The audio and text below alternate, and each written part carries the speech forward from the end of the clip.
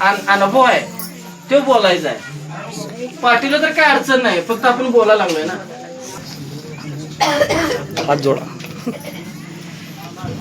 अवधूत तर चिंतन श्री गुरुदेव दत्त.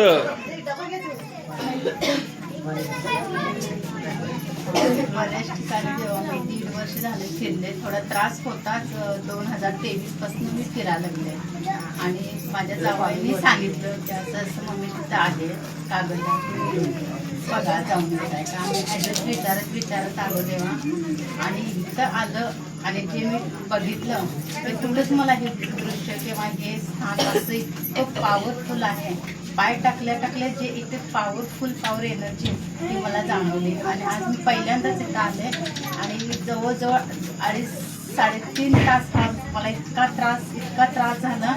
त्यावेळी मी व्यवस्थित म्हणजे 3 तासानंतर थोडंसं नॉर्मल झाले. त्यावेळी मी अक्षरशः जाताना रडत गेले.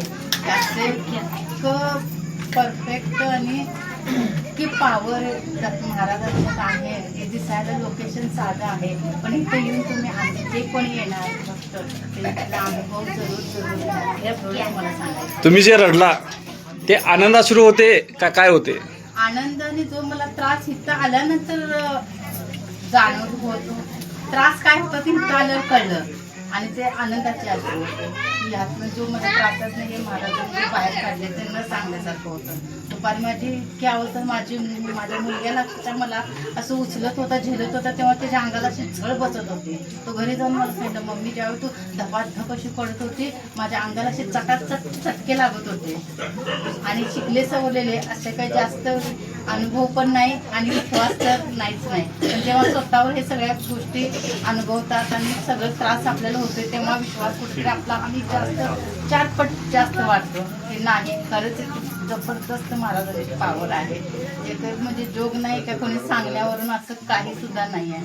आज मी हे पहिल्यांदाच आल्यावर मला अनुभवले ते खरं. माझा मुलगा घरी जाऊन अक्षरशः म्हटलं मम्मी आजचा शेवट एंड होता आणि इथंच घडलं. आज इथं माझा शेवट होता आणि महाराज माझ्या पाठीशी असणार महाराजांची इच्छा असणे म्हणून मी आज इथंपर्यंत पोहोचले.